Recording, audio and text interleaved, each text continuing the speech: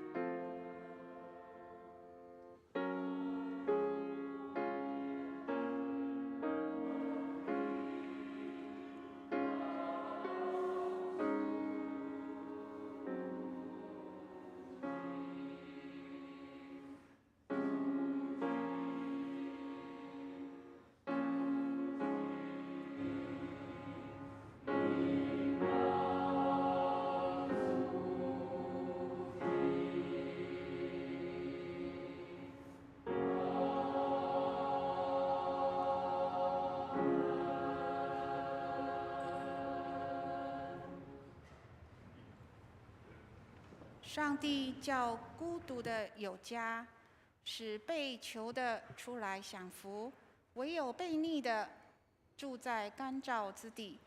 上帝啊，你曾在你百姓前头出来，在旷野行走。上帝啊，你从圣所显为可畏。以色列的上帝是那将力量全能赐给他百姓的。上帝是应当称颂的。我们一起低头来祷告。亲爱的天父，在这双十连假的主日来到教会，我们献上感谢。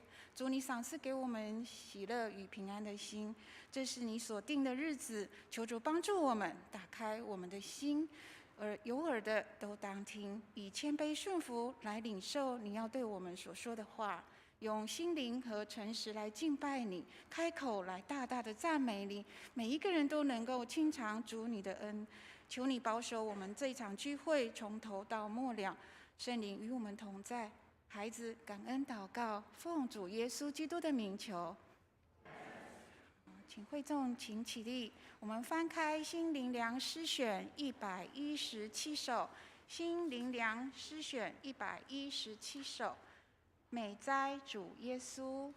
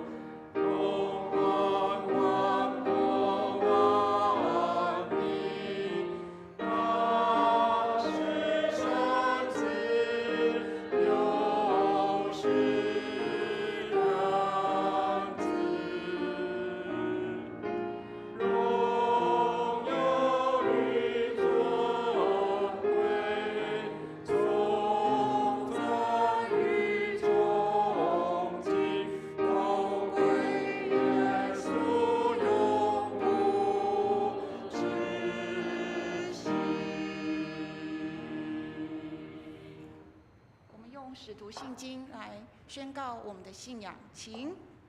我信上帝，全能的父，创造天地的主。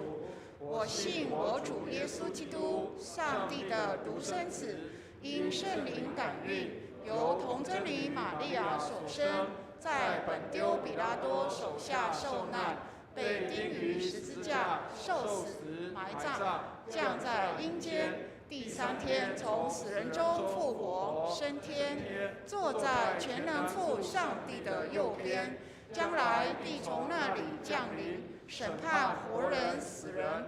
我信圣灵，我信圣而公之教会，我信圣徒相通，我信罪得赦免，我信身体复活，我信永生。阿们。荣耀颂。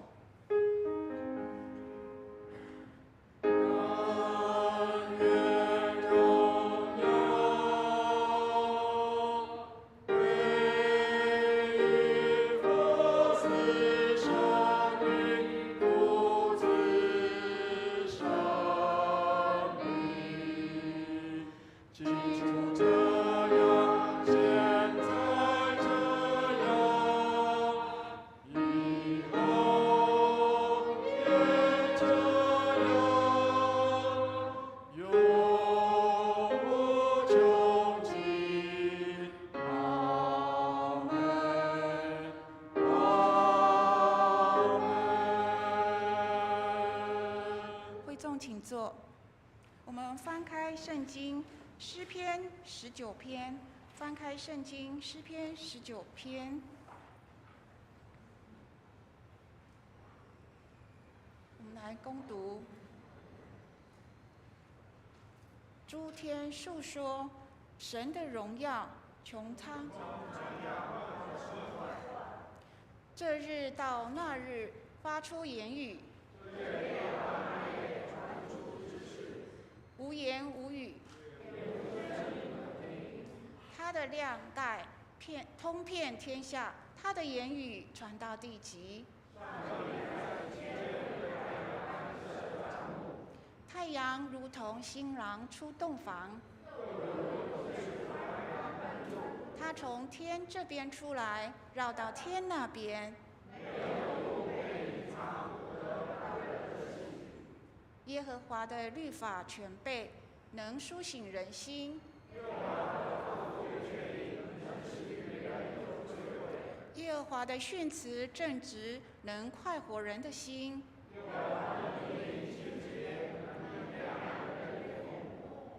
耶和华的道理清洁洁净，存到永远。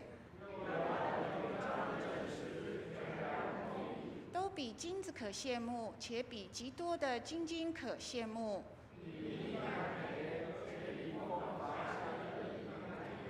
况且你的仆人因此受警戒。谁能知道自己的错失呢？求你拦阻仆人不犯任意妄为的罪。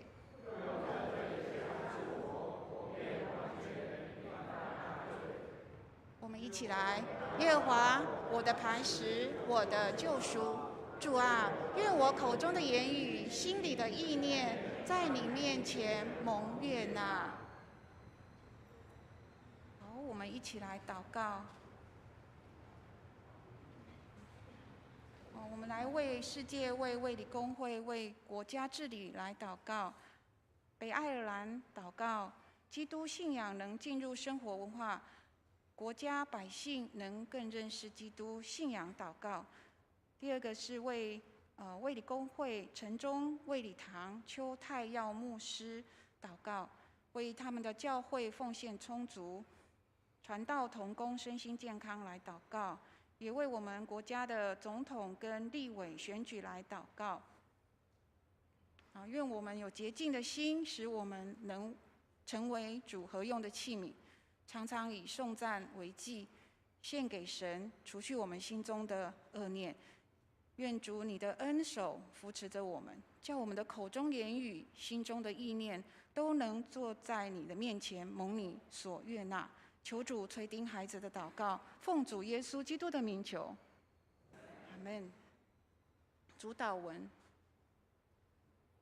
请天上的父，愿人都尊你的名为圣，愿你的国降临，愿你的旨意行在地上，如同行在天上。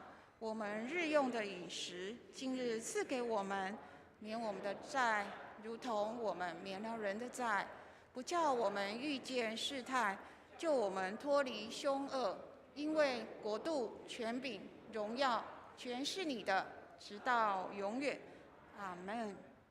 经课，我们今天请贺弟兄来为我们读经课，是出埃及记跟腓立比书，请。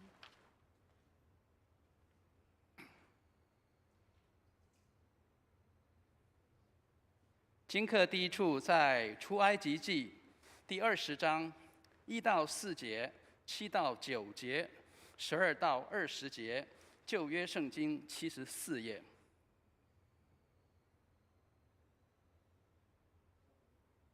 上帝吩咐这一切的话说：“我是耶和华你的上帝，曾将你从埃及地为奴之家领出来。除了我以外，你不可有别的神。不可为自己雕刻偶像，也不可做什么形象，仿佛上天下地和地底下水中的百物。”第7节，不可妄称耶和华你上帝的名，因为妄称耶和华名的，耶和华必不以他为无罪。当纪念安息日，守为圣日。6日要劳碌，做你一切的工。第12节，当孝敬父母，使你的日子在耶和华你上帝所赐你的地上得以长久。不可杀人，不可奸淫，不可偷盗，不可作假见证陷害人，不可贪恋人的房屋，也不可贪恋人的妻子、仆婢、牛奴，并他一切所有的。众百姓见雷轰闪电、角声，山上冒烟，就都发战，远远地站立，对摩西说：“求你和我们说话，我们必听；不要上帝和我们说话，恐怕我们死亡。”摩西对百姓说：“不要惧怕，因为上帝降临是要试验你们，叫你们时常敬畏他，不致犯罪。”今课第2处在腓立比书第3节4节后段到14节，新约圣经218页。若是别人想他可以靠肉体，我更可以靠着了。我第8天受割礼，我是以色列族便雅悯支派的人，是希伯来人所生的希伯来人。就律法说，我是法利赛人；就热心说，我是逼迫教会的；就律法上的义说，我是无可指责的。只是我先前以为与我有益的，我现在因基督都当作有损的。不但如此，我也将万事当作有损的，因为我以认识我主基督耶稣为至宝。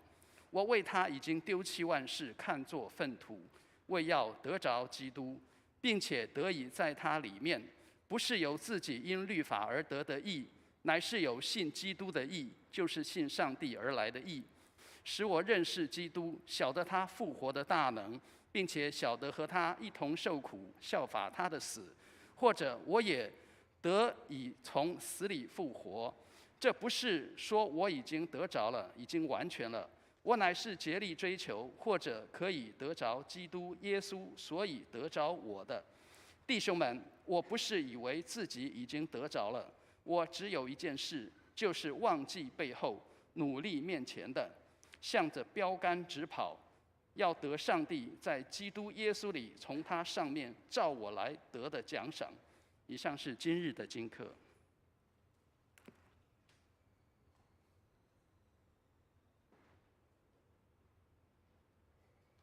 今天的要读的经文是在马太福音21章，我们翻开圣经，马太福音21章第33节到46节，由我来攻读。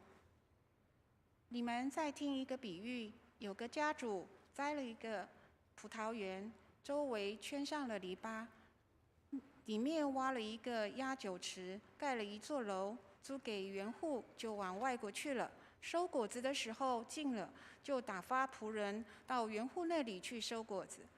园户拿住仆人，打了一个，杀了一个，用石头打死一个。主人又打发别的仆人去，比先前更多。园户还是照样待他们。后来打发他的儿子到他们那里去，意思说他们必尊敬我的儿子。不料园户看见他儿子，就彼此说：“这是承受产业的，来吧，我们杀他，占他的产业。”他们就拿住他，推出葡萄园外，杀了园主。来的时候要怎样处置这园户呢？他们说要下毒手，除灭那些恶人，将葡萄园另租给那按着时候交果子的园户。耶稣说：“经上写着，匠人所弃的石头，已做了房角的头块石头。这是主所做的，在我们眼中看为稀奇。这经你们没有念过吗？所以我告诉你们，神的国必从你们夺去，赐给那能结果子的百姓。谁掉在这石头上，必要跌碎；这石头掉在谁的身上，就要把谁砸得稀烂。”祭司长和法利赛人听见他的比喻，就看出他是指着他们说的。他们想要捉住他，只是怕众人，因为众人以为他为先知。们请诗班献诗。今天要献的诗歌是《敬拜之歌》，请。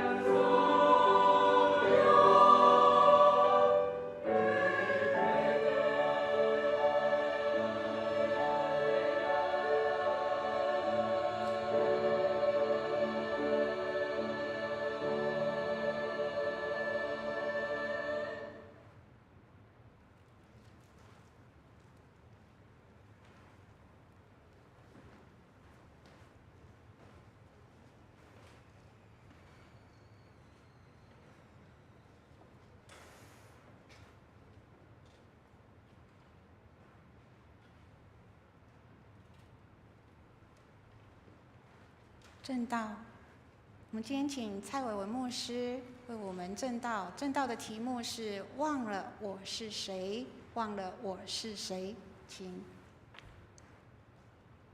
弟兄姐妹平安，感谢主，让我们今天可以一起来做礼拜。这一首歌，刚刚诗班所献的诗歌叫《敬拜之歌》。我不晓得你的心中，你是不是自己有一首敬拜上帝的诗歌？当你跟上帝亲近的时候，当你亲近上帝的时候，你有没有一首歌是可以献在上帝的面前？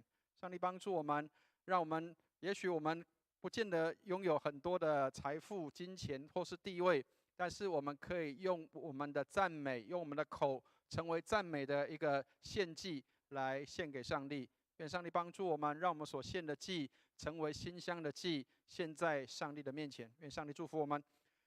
今天早上我看到一个寓言故事，让我觉得应该要跟弟兄姐妹来做一个分享。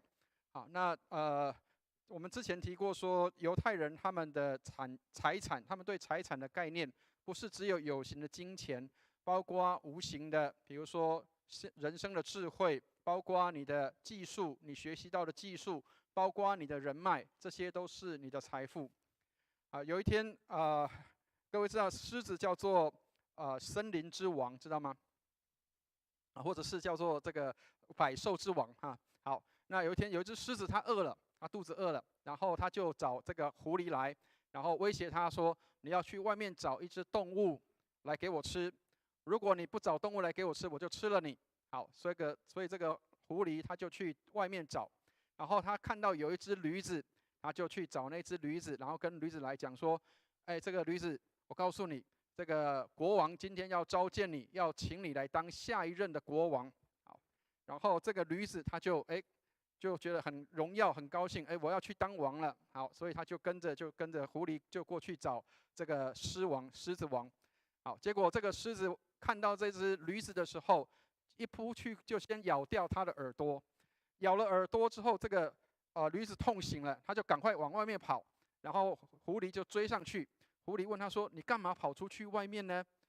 这个驴子就说：“刚刚那只狮子要咬我，它把我的耳朵咬掉了。”然后这个狐狸就跟他讲说：“哎呀，你误会了，其实狮王是要给你戴王冠，你有长长的耳朵，你戴王冠是不能戴的，所以要把你的耳朵咬掉啊！你跟我回去吧。”好，所以后来这只驴子它又跟着这个狐狸就回到狮王的面前，这次狮子又扑上去，把它的尾巴给咬掉了。哇，这个驴子痛醒了，它赶快往外面跑。结果狐狸又再来跟他追上去，跟他讲说：“你干嘛跑出去外面呢？”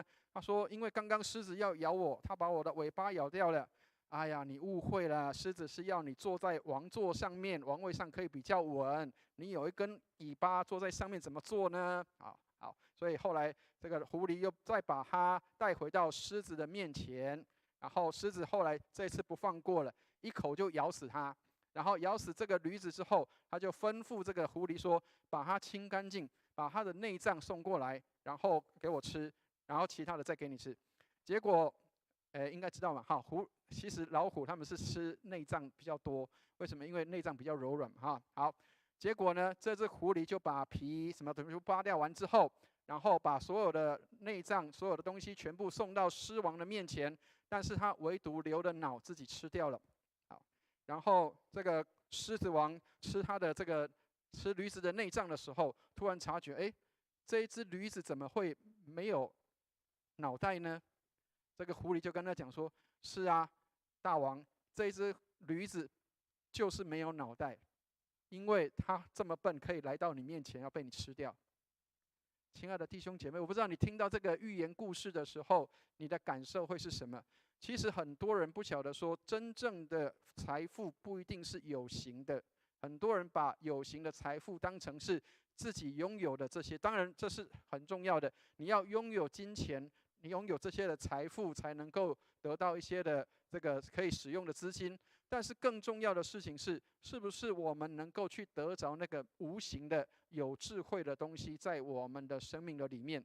所以犹太人说，有2样东西是别人没有办法从你身上夺走的。第一个就是你吃进去的东西，第二个就是你脑袋里面的思想。所以上帝帮助我们，让我们不是只有在追求外面的外在的金钱的部分，也要学习知道怎么样来领受圣灵的帮助，让我们能够有智慧聪明，能够来领受这个智慧，在每一件事情上面，让我们都成为有智慧的人，做智慧的事情。愿上帝来帮助我们。好，我们一起举起圣经来祷告，愿上帝的话成为我们的帮助和力量。让我们一起举起圣经来祷告。我们一起念这个祷文，一起念，请。这是我的圣经，他说我是谁，我就是谁；他说我拥有就拥有，他说我可以就可以。今天神的话要来教导我，我诚心悔改，我心里警醒，我灵谦卑受教，我就不再一样。奉主耶稣基督的圣名，阿们。有一个神父各位知道天主教的神父，其实会堂里面都是有这个仆人，或者是有一些人会帮助他处理一些生活上的事务。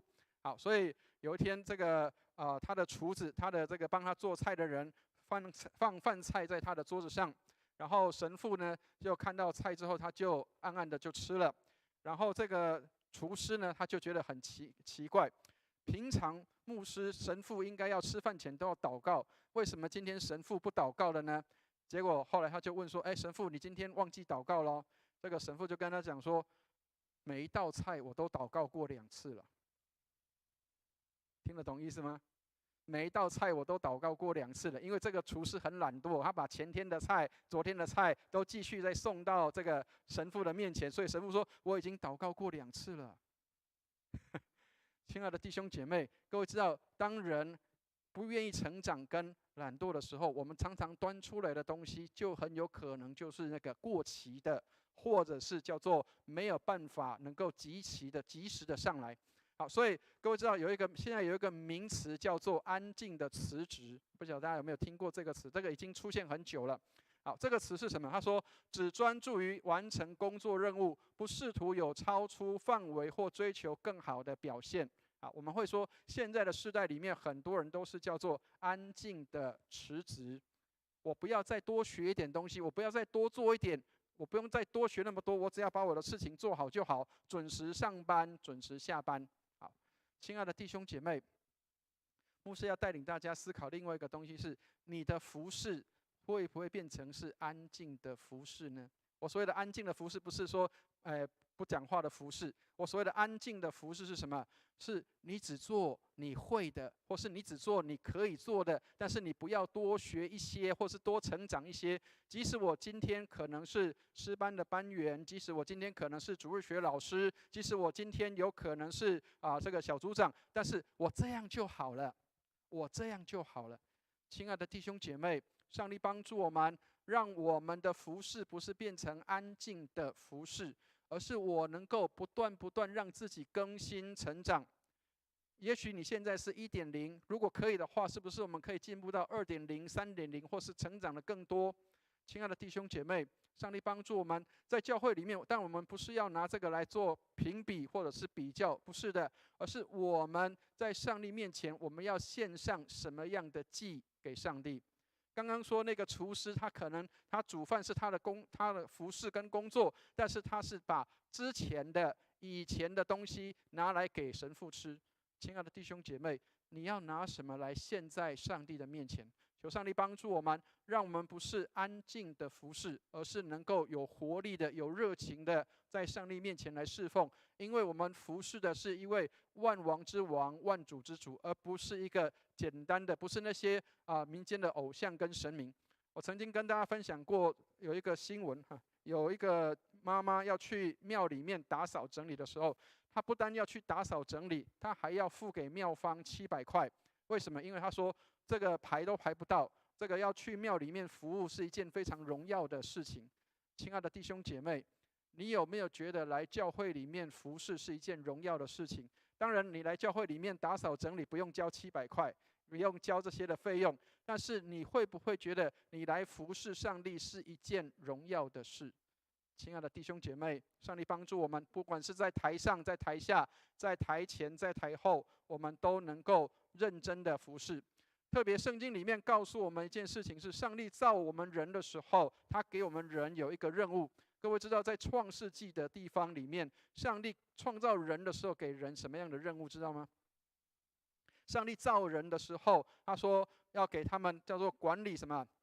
海里的鱼，空中的鸟。奇怪，好像大家没有什么反应的感觉。这个要回去上这个成人主日学啊。但是今天没有，要先跟大家说明一下，今天成人主日学停课连假的时间。好，上帝造人的时候，他按着他自己的形象跟样式造了人，然后给人有一个重要的任务。他说什么？要管理什么？海里的鱼，空中的鸟，地上的牲畜和全地，并地上所爬的一切昆虫，对不对？上帝把管理的权交给人，而人有没有好好的去管理上帝所造的一切？亲爱的弟兄姐妹，我们是一个管理者，我们是上帝的园子里面的管理者。我们是否成为一个好的园丁？我们是否成为一个好的仆人，能够来管理我们的主人所交给我们的一切？各位知道，现在世界变化太快，环境变化太快，所以我们常常讲叫做极端的气候。好，现在下雨下很大。各位，我们的半年前，上半年，我们这一年的上半年几乎不下雨，下半年雨就下得很多，甚至有的时候超量了。亲爱的弟兄姐妹，我们说这叫极端的气候，可是这是不是上帝托给我们管理的地方，我们有疏忽的地方？各位知道在台湾话里面，在俗语里面有一句话讲什么？叫人若无照天理，天就无照教纪。听得懂这个意思吗？人如果没有按照上天的原则的时候，天理就没有办法正常的运行。一甲子是60年的时间，所以60年其实是一个循环。对过去的古代的人来说，所以60年是一个循环。但是现在恐怕不用60年，大概10年左右，或甚至5年左右，世界就是一个循环了。那个循环不见得是往好的方向走，而是往不好的方向走。亲爱的弟兄姐妹，我们拥有很多的科技，拥有很多的进步的设备，但是我们的生命、我们的品格道德，我们对这个社会、对这个世界的一个管理，我们是不是提升了我们的管理，提升了我们的这些的技能，让我们的这个世界能够变得更好，还是更往负面的走？上帝帮助我们，我们是一个好的园丁，应该是要把上帝的园子弄得生生不息，而不是让它枯萎，让它干燥，让它没有果子可以结。所以，亲爱的弟兄姐妹，今天的经文里面就是在告诉我们这件事情。看起来表面上是在说文士跟法利赛人，事实上是在提醒我们现在的基督徒，你是否是一个好的园丁？你有没有管理好上帝所赐给你的一切？我们来看一下今天的圣经里面第34节的地方，我们来念一下今天的经文里面34节，一起念来。收果子的时候近了，就打发仆人到园户那里去收果子。亲爱的弟兄姐妹，耶稣讲了一个比喻，说有一个园主，他种了葡萄树，有葡萄园，甚至里面还有那个可以酿酒的地方，但是他离开去到远地方去，有可能他的园子很多，产业很多，所以他要去别的地方管理。但是呢，他交给谁？他交给这里面的叫做园户。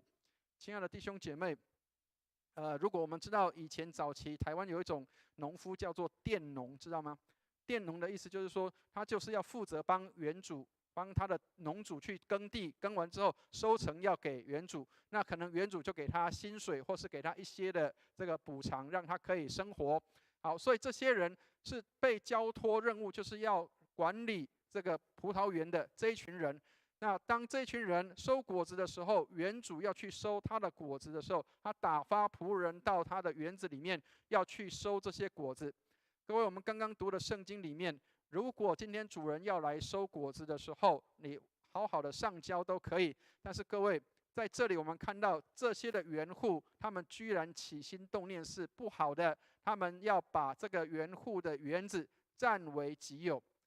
我在看这一篇这个耶稣讲的比喻的时候，我觉得如果他把它拍成电影，或是把它拍成那个连续剧的话，应该是一个非常卖座的。那个有点像什么？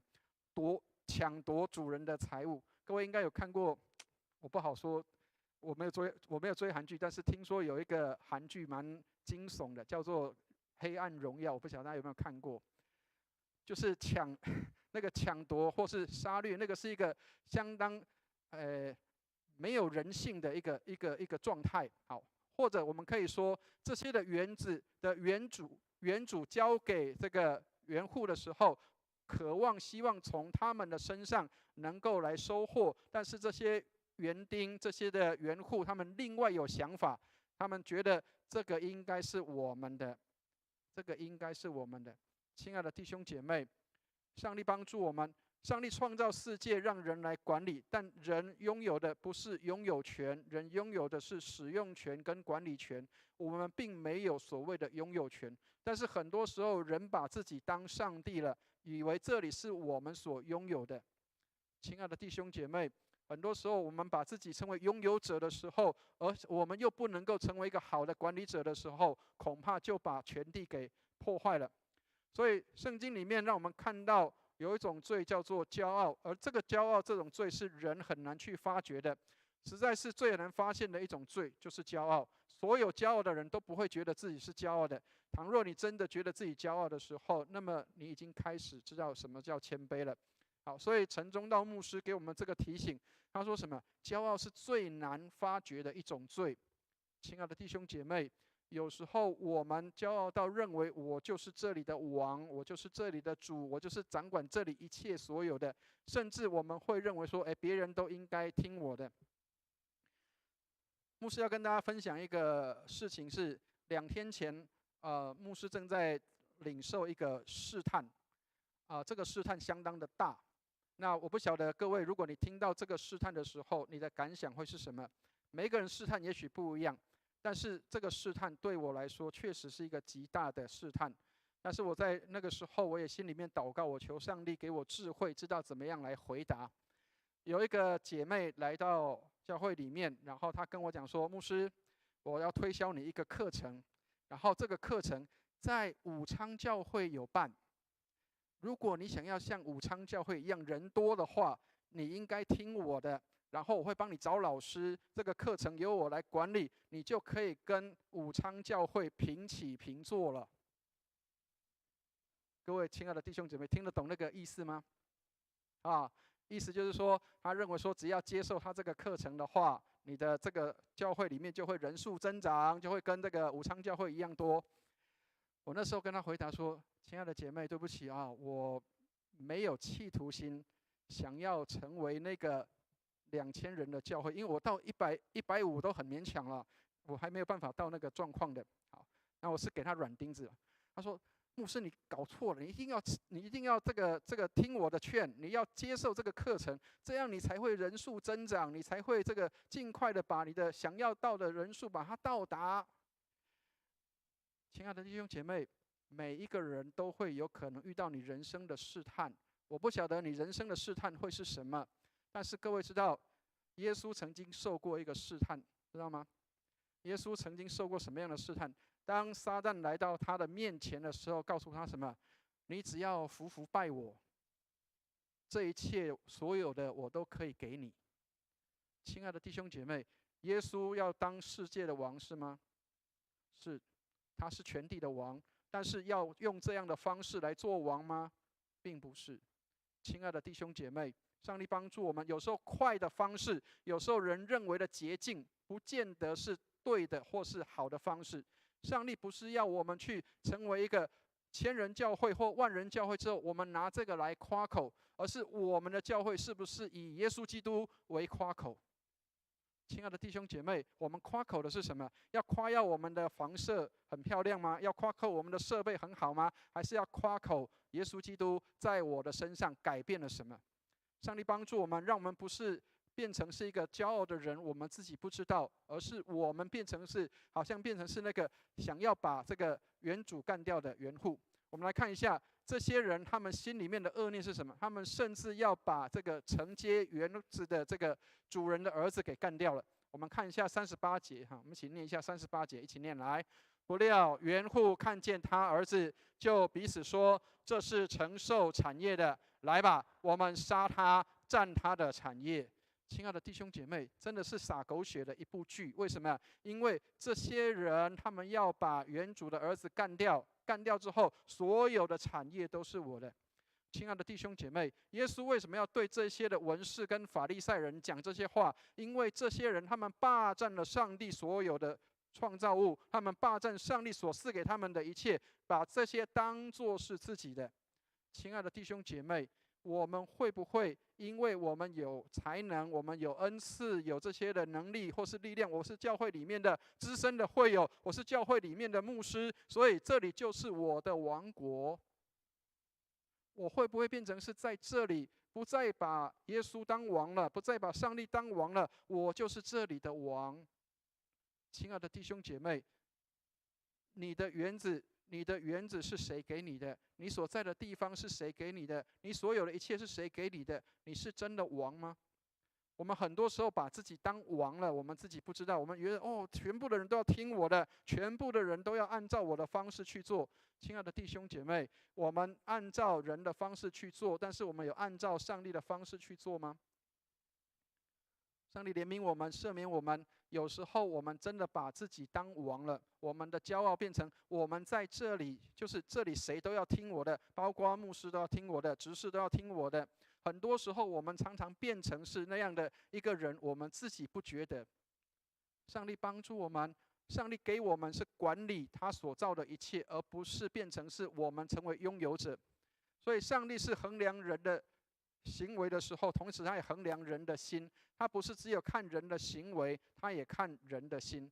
亲爱的弟兄姐妹，如果各位还有记得印象的话，上个礼拜牧师曾经讲过，有2个国王，这2个国王有很大的差别。这2个国王在上帝面前有很大的差别。有一个人的行为不太坏，他不过就是比较不按照上帝的话去做而已。他没有去杀人放火，他也没有去做这些的抢人家太太的事情，但是上帝不要他。亲爱的弟兄姐妹，另外有一个，他是抢人家的太太，杀人家的先生，他手上杀人如麻，但是他却是上帝说这是他心里所合他心意的。亲爱的弟兄姐妹，他们2个人的差别在什么样的地方？他们2个人的差别在什么样的地方？一个愿意真诚的认罪，一个却是认为我没有罪，我没有什么犯罪的地方，我都很好。亲爱的弟兄姐妹，当你信主信很久的时候，你觉得你都很好吗？还是你能够知道我是一个罪人，需要上帝的怜悯跟恩典？好，所以我们来看一下41节的地方，我们来看一下这些人将会遭受到什么样的对待。41节，我们一起来念一下41节，一起念来。他们说要下毒手，除灭那些恶人，将葡萄园另租给那些按着时候交果子的园户。好，所以耶稣讲这个比喻的时候，众人都在听，不是只有法利赛人文士，所有的人都在听。他们听到这个故事的时候，他们说那主人最后一定是要把这些的坏人都除掉，然后交给那个愿意结果子的。亲爱的弟兄姐妹，如果你把它想象成这是我们的信仰呢？如果今天我们没有按照上帝的话去做，没有按照上帝的话去行，上帝就撇弃我们，而没有让我们能够继续能够来承受跟承接这些的工作跟产业，在那个地方继续的服侍，可能他就要交给那些愿意结果子、愿意能够按照上帝的话语去做、愿意能够按时间交果子的这一些的园户。亲爱的弟兄姐妹，你的信仰是不是让你可以成为一个愿意按时候结果子的人，叶子也不枯干的人？牧师在讲这个诗篇的时候，是在诗篇第1篇呢。亲爱的弟兄姐妹，所以为什么要常常记得圣经的话？当你有圣经、上帝的话语的时候，你就知道上帝正在对你说话了。结果子的人，能够结果子的人，是上帝所要留下来，让他可以继续的服侍的，让他可以继续在上帝面前站立，让他可以在上帝面前来侍奉。上帝要把他的园子交给这样的人来管理。亲爱的弟兄姐妹，上帝帮助我们，我们的生命是否成为上帝所使用的这个园户，能够结果子的园户，能够按时的交账给我们的主？我们来看一下耶稣怎么形容这一些的文士跟法利赛人。我们来看一下42节的地方，我们来念一下42节，一起念来。耶稣说：“经上写着说，匠人所弃的石头，已做了房角的头块石头，这是主所做的，在我们眼中看为稀奇。这经你们没有念过吗？”亲爱的弟兄姐妹，耶稣所说的匠人，各位应该可以理解那个匠人指的是谁。耶稣在那个时候，他指的匠人就是指那个时候的文士跟法利赛人，他们操弄很多宗教的仪式法规，操纵很多宗教的方式跟方法，但是他们却没有把上帝的话存留在心里面，他们反而把上帝的话给丢到外面去了。亲爱的弟兄姐妹，这里提到的匠人所砌的石头，已成了房角的头块石头。耶稣就是形容自己就是那个匠人所砌的石头。这些匠人是谁？这些匠人就是会操弄技巧，会有这些的技术性的，会有这些这个可以做把这个石头削成这个可以用的像砖头一样的这些的建材的这些人，他们却不要这一颗石头。匠人所砌的石头成了房角的头块石头。亲爱的弟兄姐妹各位现在看的这个图上面，下面的那一大块的石头，就是在圣殿墙里面下面的地方地基里面的那个房角石。各位知道，在盖房子的人，通常第一块石头我们说它叫房角石，从那块石头开始盖起，从那个地方开始建立起来。这个磐石也可以说它是一个根基。所以如果有这个根基的时候，上面所建造的东西才不会倒掉，才不会跌倒。匠人所砌的石头，他们所不要的那块石头，却变成了房角的头块石头。原文在诗篇118篇22节到23节，他这里提到匠人所丢弃的石头，已成了房角的头块石头。这是耶和华所做的，在我们眼中看为奇妙。亲爱的弟兄姐妹，上帝帮助我们，我们会不会把人的话，用人的方式，用人的技巧把它保留住，但是我们却把上帝的话丢到外面去？教会里面最可怕的地方是，当我们把人当神的时候，当我们把人当作神，然后把这个人所讲的话都当成是真的，我们就不再以上帝的话为话了，我们就不再以上帝的命令为命令。所以今天我们早上刚刚我们思会所读的十诫里面，每一句上帝的话都是上帝的命令。我们可以用很精致的、很仔细、细腻的、优雅的文化，还有美化的东西来装饰我们的外表，但是实质上我们的里面可能全然都是堕落的。求上帝帮助我们，让我们看到摩西的律法不单是上帝的律法，也是基督的律法。所以很多人说我们只读新约不读旧约，因为旧约是这个过去的。旧约跟新约都是上帝的话，都是需要去遵守的。旧约里面告诉我们，从外在的地方约束我们人，我们做不到；唯有从内在里面，你的内心是否爱上帝、爱人，从里面发出的，才能够真正补强跟完全这个律法。所以耶稣说，他来不是要废掉律法，而是要成全律法。亲爱的弟兄姐妹，上帝的话有没有在你的里面成全？上帝的话有没有在你的里面完全了？上帝有没有在你的里面让你看到要遵行他的话，不是因为你被要求，而是因为你爱上帝。当你爱上帝的时候，遵守十诫不是困难的；当你爱上帝的时候，遵守律法不是困难的；当你爱上帝的时候，去服侍人不是困难的。亲爱的弟兄姐妹，上帝帮助我们遵守律法，最重要的事情是从心里面去爱上帝的话，爱上帝的律法。所以我们相信上帝是公义的，他必要为我们伸冤。所以即使在这个不公义的时候，我们仍然相信上帝是公义并且是掌权的。所以耶稣的比喻里面说，这些不结果子的园户到后来会被消灭的。上帝要能够把这些结果子的园户能够来悦纳他们，并且把他们放在园子里面。亲爱的弟兄姐妹，上帝帮助我们，我们这一群基督徒是上帝所特选跟拣选的。犹太人过去的这些文士跟法利赛人，他们不愿意遵守上帝的话，以自己的话为准。上帝弃掉他们之后，选我们成为他的儿女。不是我们比犹太人更好，不是我们比人家更强，是上帝怜悯跟帮助我们，让我们可以被拣选。我们被拣选是上帝期待从我们身上能够成为一个结果子的园户，我们能够交上给我们的主。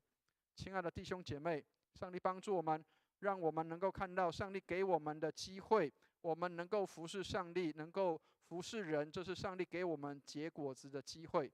上帝帮助我们，让我们能够成为一个结果子的人，在上帝面前能够交账的。所以45节这些的祭司长跟文士听出来说，这个祭司长跟法利赛人他们听出来说，耶稣讲的是对他们说的。所以亲爱的弟兄姐妹，上帝帮助我们，今天上帝的话会不会进入你的心中，来提醒你，我是不是像文士跟法利赛人一样，我很热情，我很热心，但是事实上我没有爱上帝。我们来看一下这一段话：当你信主越久，当你自认自己越来越敬虔，当你懂得神学越来越多，当你在侍奉上越来越热心，当你对基督教越来越有经验的时候，要警醒自己，因为当时抵挡耶稣的人就是那一群文士跟法利赛人。亲爱的弟兄姐妹，上帝帮助我们，我们会不会久了之后，我们变成那个匠人？我们会不会变成那个园户，那个不结果子的园户，还要把上帝的儿子给杀掉，把他的话丢到外面去，把我们的话建立在教会里面？上帝帮助我们，如果我们是这样，求主怜悯我们，让我们悔改在上帝的面前。我们不是要当一个热心的法利赛人，而是能够谦卑忏悔的，成为一个知道自己是一个罪人，需要上帝恩典的人。所以福音如果没有生出爱来，福音没有让你更爱上帝、更爱人的话，那么就失去它的目的了。所以如果爱没有福音的根基的话，那么就是没有根的这样的一个植物。上帝帮助我们，让我们的爱心是有根有基的，我们有真理做根基，然后我们长出来是有爱的果子在我们的生命当中。上帝帮助我们，爱上帝爱人是教会里面唯一的诫命。圣经里面有很多的诫命，但是圣经里面耶稣说最大的诫命就是爱上帝跟爱人。上帝帮助我们，让我们爱上帝爱人，而不是只是表面上的一个服侍跟侍奉。所以今天的经文给我们几个提醒：第一个，你对上帝认识越多，就会越谦卑跟悔改。亲爱的弟兄姐妹，我们认识上帝越多，就越知道自己是有罪的人，需要上帝的恩典。所以这边这个钟马田他这样讲，他说福音好像两刃的剑一样，如果你不是被他拯救，就是被他定罪。求上帝怜悯我们，让我们能够拥有福音是被拯救，而不是只是被定罪。好像知道我们是罪人，但是不知道怎么去解决生命的问题。好，所以很多人是照着自己的方式，在教会里面，在生活上，在工作上，在职场上，在自己的家庭里面，甚至我们把自己当神了，在那个地方去做这个管理跟治理。然而我们却没有按照上帝的话去做。所以真正敬拜上帝的人，应该是按照上帝的话，而不是按照自己的意思。所以亲爱的弟兄姐妹，上帝帮助我们，让我们来到上帝面前是谦卑的敬拜，而不是带着目的性来的，或是带着我要来这边比人家好，或是我来比较我跟别人不一样，因为我没有像旁边那个税吏一样，他是坏人。亲爱的弟兄姐妹，上帝帮助我们，让我们来到教会里面，我们来到上帝面前，我们坦然承认自己是一个罪人，需要上帝的恩典。所以很多人用自己的想法来取代圣经的作为准则跟法则，这个就是把上帝的儿子给杀了。所以亲爱的弟兄姐妹，园户把园主的儿子给杀了，就是拒绝上帝的话在他们的生命当中，拒绝上帝自己在他们生命里。第二个，对上帝越多认识，就会越顺服上帝。当我们顺服上帝去行的时候，不是要去赚取上帝的爱，而是我们对上帝爱的回应。亲爱的弟兄姐妹，你觉得上帝爱你多少，你的回应就会有多少。愿上帝帮助我们，让我们能够爱上帝，不是被勉强的。你来服侍，不是因为牧师勉强你，因为执事告诉你，或者是因为小组长要求你，并不是。你的服侍应该是你愿意对上帝爱的恩典跟回应。所以遵行上帝的话，有时候是会受苦的，有时候遵行上帝的话会是一件不容易的事情，你可能会被人家拒绝撇弃，然而它却是一件快乐跟蒙福的事情。亲爱的弟兄姐妹，上帝帮助我们，当我们愿意遵照上帝的话去做的时候，你可能会被撇弃，会被打，会被伤害。然而当你这样去受苦的时候，为主而受苦是快乐跟蒙恩的事情。有一个很有名的英国布道家叫做斯布真，他说1盎司的顺从胜过1吨的神学知识。所以即使神学知识再多，但是没有一丝丝的顺服，都是没有办法能够到上帝面前来蒙上帝喜悦的。上帝帮助我们，1盎司的顺从胜过1吨的神学的知识。第三个，对上帝越多认识，就会越爱主，越爱耶稣。如果你服事越多，你的这个事工越多，你的位置越高，但是你对上帝没有越多的爱跟认识的话，那么恐怕我们的方向已经错了。所以愿上帝帮助我们，当我们越认识上帝的时候，应该我们会越爱耶稣基督。如果你不爱耶稣基督，那么恐怕我们的方向是错了。求上帝帮助我们。圣经里面说，人看见我就是看见了父，看见耶稣就看见了父在他的里面。当我们接受耶稣，也接受了父在我们的里面。所以启示录里面11章15节说，他要做王，直到永永远远。愿上帝帮助我们，只有耶稣是王，耶稣是主，而不是我们。所以亲爱的弟兄姐妹，今天的题目叫做忘了我是谁。不要忘了我们是上帝的仆人，我们是上帝的使女，我们不是要去取代上帝，好像去当上帝一样，在治理或者是拥有这里所有的一切。我们应当是谦卑在上帝面前，求上帝的怜悯跟赦免，让我们可以成为一个结果子的人。所以最后跟各位分享，有一个牧师最近刚过世的一位牧者叫提姆凯勒，他说，跟随宗教的人是因为看到有利益，看到上帝的利益；那跟随耶稣基督的人是寻求看到上帝的美丽。亲爱的弟兄姐妹，上帝帮助我们，你是看到了人的利益，看到了许多利益，还是你看到了耶稣基督的美？今天早上我们唱的那首歌《美哉主耶稣》，其实就是让我们回到，我是不是看到耶稣的美？我是不是看到耶稣的美？还是我看到这里的这个好处、利益，或者是这个人的交际往来很美，但是却没有看到耶稣的美？上帝帮助我们，让我们看到耶稣的美，而不是看到人的美。人都会过去的，有一天站在台上的这个人也会不在，但是上帝的美是永远在的。愿上帝帮助我们，让我们顺服，不是因为要赚取，不是为了要赚取上帝的爱，而是我们已经在爱里面，我们来回应上帝的爱。愿上帝帮助我们，我们一起来祷告。慈悲怜悯的天父，谢谢你爱我们，让我们有这样的机会来侍奉你，让我们能够成为一个愿意结果子、愿意来呈现给你，把我们的成果交给你的人。帮助我们，让我们不是以这些成果为自己的，我们所有的一切都是主你所赐的。帮助我们谦卑在你的面前。若我们里面有骄傲的心，若我们里面自己以为自己是这里的王，主愿你赦免我们，帮助我们，让我们谦卑在你面前，知道我们不过是卑微的仆人，需要你的怜悯跟恩典。谢谢你垂听我们的祷告，祝福我们的弟兄姐妹，让我们能够成为上帝的仆人使女，遵照上帝的话去行，而不是把自己高抬成为这里的王或是这里的主。让我们能够尊耶稣基督为大，尊耶稣基督为主。愿主帮助我们，祷告奉耶稣基督的圣名，阿们。会众请起立，我们翻开新灵粮诗选339首，我们来回应诗歌。我为虚主，我为虚主。新灵粮339。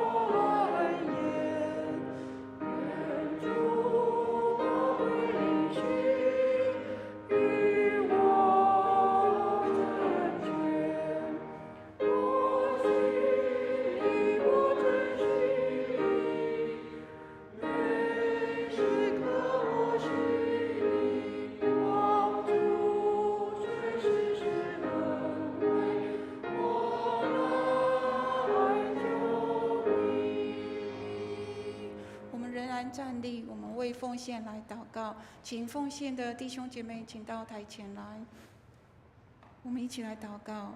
亲爱的天父，感谢赞美你，所有的财物都是你所给我们的，我们将一点金钱奉献作为教会事工所用，求你悦纳。孩子感恩祷告，奉主耶稣基督的名求，请坐。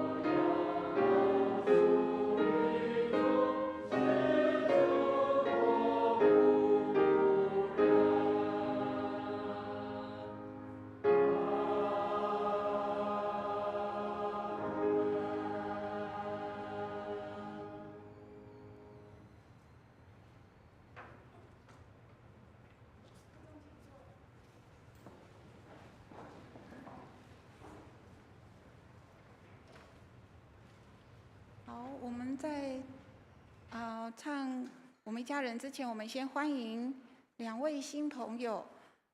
一位是许慧英、沈素琴，有在吗？许慧英在楼上，欢迎，是从台中来的。许慧英跟沈素琴是美腾介绍的好朋友哦。好还有一位是郭雅伦，郭雅伦在吗？郭雅伦，好，欢迎。那这位是好，感谢主，非常欢迎，我们一次欢迎，永远欢迎。好，接下来我们要来唱。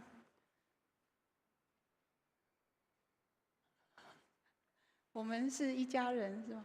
好，那我们成为一家人，然后问候，到时候在中间的时候，我们再一起来跟各位弟兄姐妹一起问候平安。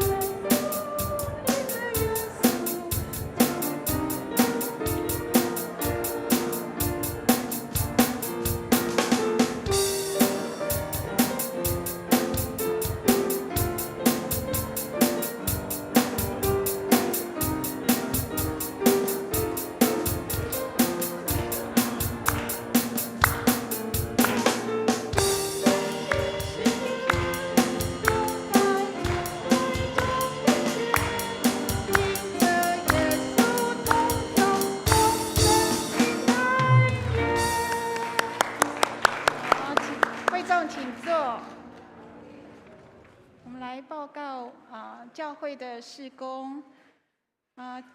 这个国庆的连假，办公室将会休息2天，所以9号、10号办公室是休息的。那今天的成人主日学呢，也暂时休息一次暂停一次，让大家能够去跟家人一起相聚。好，我们来看一下周报。感谢主，我们的10月14、21号的旧约由宗可以开课了，所以有报名的弟兄姐妹不要忘记了这个礼拜6的早上8点半报到。那希望你们能够准时来参加，然后有预备心。第7点是我们的户外礼拜，荣泽，这是很重要的一件事，我们请荣泽来跟大家做报告。各位弟兄姐妹平安，很开心能到台上一起来分享那个教会礼拜的事情。那因为跟大家说一下，就是因为烤肉区没办法使用那个麦克风及扩音器材，然后还有户外可能会遇到下雨，所以而且也没什么遮蔽物，所以我们找了另一个地点，一样是在澄清湖的里面，然后是在澄清湖的水岸会馆。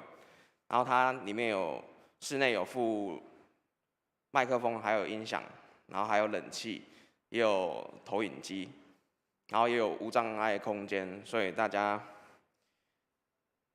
可以考虑一下。然后就是聚会完，同样一栋旁边有餐厅，然后可以一起吃合菜。那烤肉的部分，我们就先暂时缓这样。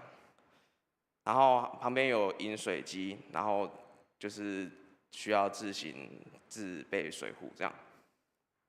然后到这边大家应该都还听得懂吗？好，OK 那就是要伤感情，讲到收费的部分了。那就大家可以看一下 PPT 的部分，那就是第一点。就是如果自行前往的话，然后不保险，不吃午餐，然后只有聚会，那就是不用收费。那如果有就是来的路上有发生一些什么，例如撞到什么动物还是什么，反正就是任何意外我们就是不负责任，对，就大家讲清楚。那如果只有用餐的话，那我们就是收费250，那这个是含保险的部分，所以大家不用担心食物中毒。好，那第3点就是不用餐，只坐游览车，我们教会集合只坐游览车到那边聚会，那就是收保险费50，然后可以看我们吃合菜这样。好，那第4点的部分就是因为非高雄市民进场需要收费。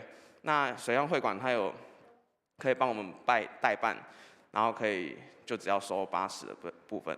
那这个非高雄市民可能要先到办公室去登记，对。然后这个不包含250元 ，OK， 大家听得懂吼？好，这样收费大家应该是没有什么问题嘛吼？那就麻烦请大家，因为统计时间可能到10月15号，那就是请大家可以跟小组长或是办公室联系报名。好，谢谢大家。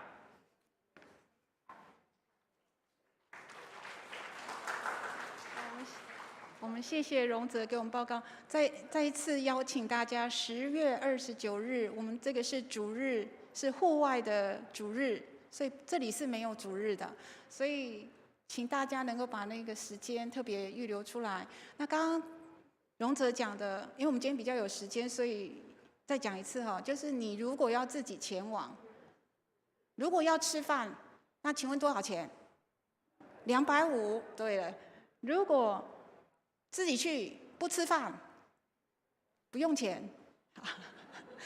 如果你要坐游览车，不吃饭，50块。你要坐游览车要吃饭，300，这样要多少钱250，对不对？对，就是说要坐游览车又吃饭的，250哦，记住啊，不是收300哦，如果多了50，就是奉献教会了。好，感谢主，因为我知道教会每次要办活动，最辛苦的就是那个承办啊，然后大家都一直在拜托啊这样，可是事实上我们是什么？为主做，我们是来敬拜主的。我们是大家是正好在那个场地里面，我们是一起来敬拜主。我们不是那个所以如果你有亲朋好友，趁这个时候他还没有信主的，也欢迎你们能够在这个时候开始祷告，来开始开口邀请他们。希望透过这个活动，我们不是只有我们自己在里面自嗨啦哈，希望能够邀请更多的弟兄姐妹来认识我们这一位爱我们的这位神。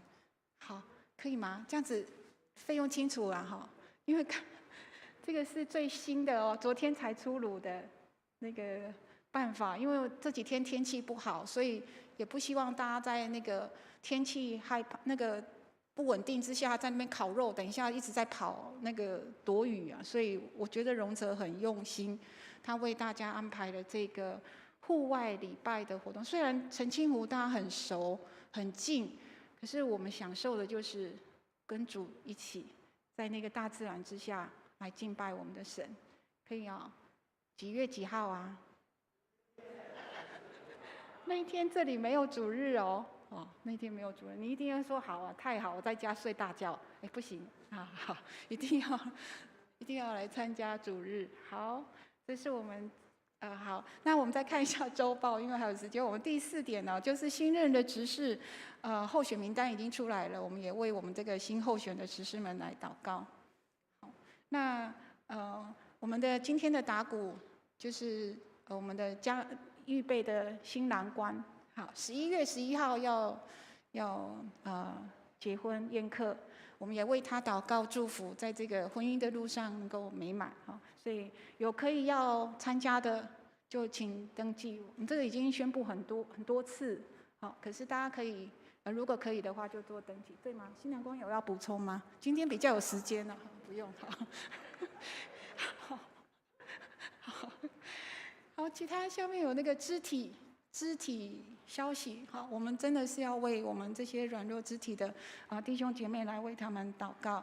那天气的变化也很大，然后最近也有流感的疫苗开始开打了，所以如果可以，就大家能够注意自己的身体健康啊，为这样的事项，我们一起来祷告。好，牧师有没有要做补充？好，那个新郎官不补充，我帮他补充一下哈。11月11号是这个我们的嘉庆跟那个秀文的婚礼。那它上面登记的是你要参加婚宴。不是说这个就是限制说好像这个婚礼，不是，婚礼没有任何限制，但是你因为婚宴要预备安排有这个座位还有这个区域，所以请大家如果你要参加婚宴的话，要记得登记这样让主人家比较好安排跟预备了那我们也跟嘉庆跟秀文他们一同欢喜。那他们早上是10点钟在这边办婚礼。亲爱的弟兄姐妹，我们教会已经睽违很久没有办婚礼了，我们可以在今年年底之前可以办一场婚礼，是一件美好的事所以看到婚礼，我们可以去想象将来我们到基督面前的时候，与他连结的那样的美好，就是像婚礼一样所以请大家务必要把握跟安排这个时间，能够空出来。好，那也请弟兄姐妹继续要为我们的教会祷告，求上帝帮助刚刚牧师讲那个试探，不是表示说我们就不进步了，不是，我们要进步，但是我们要缓步的前行。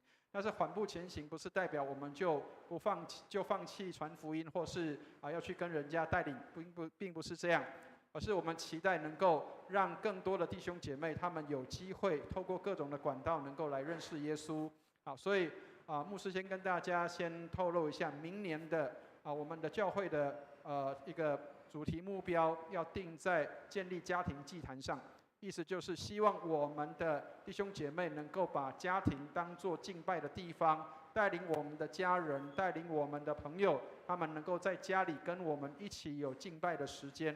所以明年我们期待我们能够在家里建立祷告的祭坛，求上帝帮助，让我们可以在这样的一个预备的时候，让我们可以邀请家人能够一起在家里面，我们有崇拜的时间，有一起敬拜上帝的时间，这是美得无比的。愿上帝祝福我们，让我们可以教会能够增长兴旺起来，不是因为我们有什么技术或技巧，而是我们稳步的按照上帝的话，稳步的往前行。愿上帝带领我们。那也请弟兄姐妹为我们这个刚刚提到了10月29号的当天的天气，还有我们所有的安排跟预备来祷告。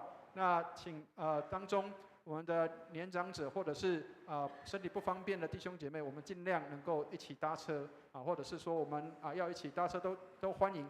就是没有办法自己能够过去的，我们都欢迎大家能够一起搭游览车。所以尽快让办公室的同工可以做好这些的报名的预备跟安排那求上帝带领。那下个礼拜6的早上有很多的活动，那请大家就按照自己安排的活动来进行如果有上这个旧约游宗的课程的，那请记得在1楼的地方。好，那如果是参加这个我们的社官的委员会，请到5楼的地方那其他的制服的课程也请按照制服的安排跟教室的预备来安排以上谢谢。因为刚才牧师有提到要读上帝的话，要记得我们教会的后半学期，我们有一个要速读新约。如果你还没有拿那一张，你自己可以记录你的速读那个新约进度的，可以到我们的第1楼去，不要放弃。我们在圣诞节绝对会收到很多的成果。希望我们一起来读上帝的话语。好，我们3一颂，请会众起立。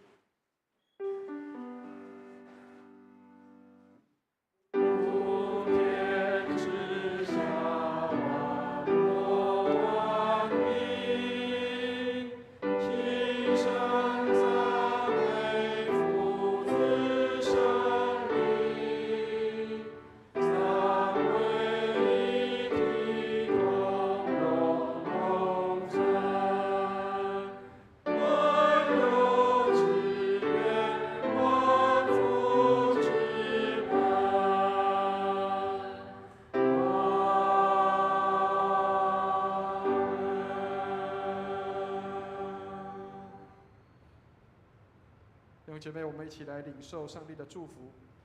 慈悲爱我们的天父，愿你将喜乐充满我们，将平安赏赐我们，让我们无论在哪里，祝福都随着我们，让我们在任何的地方都按照上帝的话来行。愿我主耶稣基督的恩惠、天父上帝的慈爱、圣灵的感动与交通，常与我们众人同在，从今时直到永永远远。阿们。阿们颂。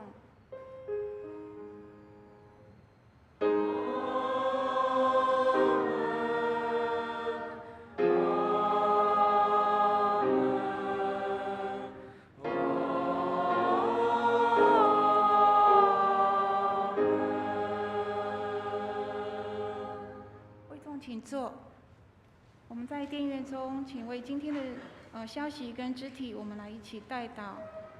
我们今天的主日就到此。